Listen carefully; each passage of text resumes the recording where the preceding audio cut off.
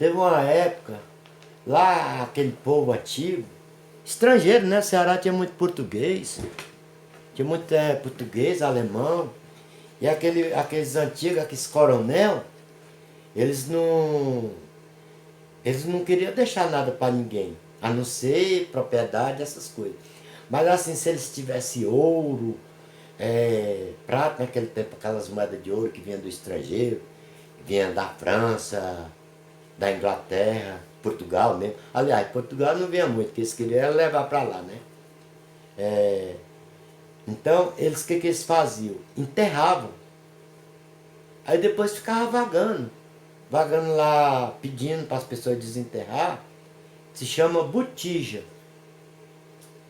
Então, não é história. Muita gente, eu conheço gente que arrancou e tinha muito dinheiro. Só que uma vez eu fui arrancar, não saiu nada, né? Só saiu arame velho, carvão, eu mais meu colega. Eu tentei arrancar umas 3 botijas, que eu sonhei, né? Agora uma mesmo que eu sonhei, só que eu não voltei mais no Ceará, não pude arrancar. Era uma mala cheia de. Uma malinha cheia de moedas de ouro, pulseira de ouro. Tudo coisa que vinha do estrangeiro, né, naquela época. Isso quando eu tinha o quê? Tinha 8 anos, na volta de 8 anos. 9 anos depois, quando eu tinha 11 anos, quando eu tinha 11 anos, que eu fui arrancar umas botijas. Só que uma que eu sonhei, logo em seguida eu vim para São Paulo. Mas aí veio um senhor de lá, que ele era oficial de justiça, aí eu tava contando para ele, né? Ele ainda faleceu. Aliás, ele era até o pai do meu cunhado, né? Que minha irmã encontrou meu cunhado aqui e casou, filho dele. E eu falei, seu Luiz, eu tenho uma fortuna para arrancar no Ceará. Eu tenho uma botija. Eu vi a malinha muito bem, cheia de moeda, tinha as pulseiras, até porque eu conhecia a pessoa. Aí ele falou para mim, mas quem era Carrinho? Eu falei, a finada Esmirinda. Ela cuidava de uma fazenda, que essa fazenda era do Capitão Júlio. Ele vivia na capital, mas lá tinha as pessoas para cuidar da fazenda. Era uma grande fazenda. Lá tinha lugar onde tinha a parte dos escravos, as correntes, tinha aquelas coisas. Eu era criança, né? E via todas aquelas coisas ali, mas não tinha mais escravo não. E a finada Esmirinda, ela era como uma princesa, uma rainha.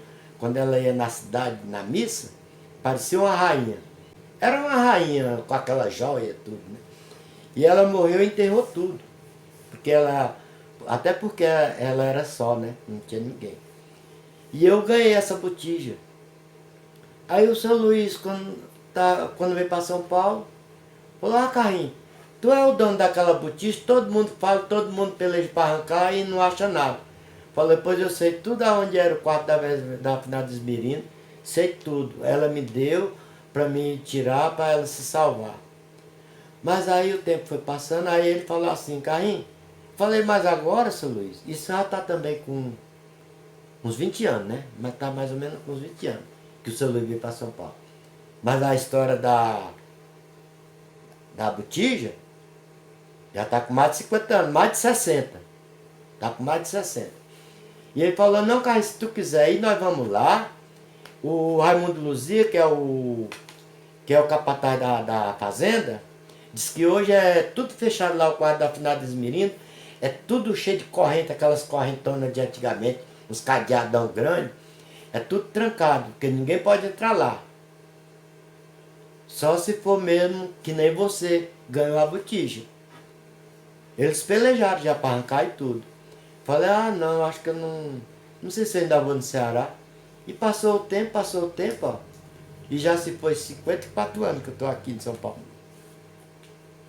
Então, essas histórias assim, dessas botijas, eu conheci, teve algumas famílias de lá na minha cidade que arrancou, tinha uma botija de um senhor que tinha lá, ele enterrou em terra rifle, tinha tudo, do finado Zacarias. E tinha 2 irmãs, 2 filhas dele, que quando eu vim para São Paulo ela já era bem velha. Mas aí um parente dele arrancou a botija. Mas quando arrancar a botija, tem que mudar de cidade, não pode mais voltar naquele lugar. Aconteceu até muita tragédia. É o finado Armínio. Ele arrancou a botija, foi muita coisa, tinha muito ouro, disse que tinha até, ele arrancou uma delas. Porque quando ele estava morrendo, perto de morrer, ele ia muito assim para um lugar fora da cidade, chamado Recreio. Lá ele ficava lá, até hoje em dia, hoje já está mudado lá, mas tinha muita visagem, porque lá no norte aparecia muito espírito. Os espíritos de antigamente eram muito ousados. Eles apareciam para você sem mais sem menos. E aparecia muito aquele povo que morria, voltava, aparecia. Tinha até lá na minha cidade tinha uma rua, que chamava Beco. Qualquer um que quisesse ver uma mulher toda de vermelho, meia-noite ela estava lá. Meia-noite ela estava lá andando para quem quisesse ver. É ousada. Hoje em dia, depois que eu cheguei em São Paulo, eu vim saber quem era aquela mulher toda de vermelho. Seria uma pombagira. Que lá não existia negócio de terreiro, essas coisas, nem nada. Então hoje, depois que eu cheguei em São Paulo, foi que eu vi a moça de vermelho, outros tipos, né? Que depois eu vou contar, eu vou entrar nessa história, outro dia. O que se passou-se para frente. Eu tô lá no Ceará ainda. Então, tem todas essas coisas assim. E o finado Armínio arrancou essa botija, foi embora para a capital, ficou rico. Depois ele voltou para a cidade e tudo que é de ruim começou a acontecer com ele. Começou com o filho dele morrendo acidentado, ele tinha um monte de filho, ele era dono de uma pensão e já começou, morreu na estrada do Cariri para Sobral, morreu um filho dele, no caminhão virou e ele se desmanchou-se. E outros casos que aconteceu com os filhos dele, e ele também morreu tudo, acabou tudo. E outras botijas que teve, outras coisas que aconteceu. Eu conheci de um grande pai do médico que tinha lá, essa foi que foi arrancar. Só que não tinha nada. Só que depois que eu vim para São Paulo, uma pessoa arrancou, mas ele só queria se salvar, não tinha nada de importante, só tinha um bracelete de ouro só. Então ninguém sabe também se ele se salvou. E é assim, essas histórias é coisa que eu passou-se na minha vida.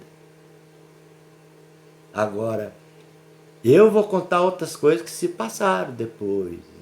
Vamos continuar amanhã. E até amanhã.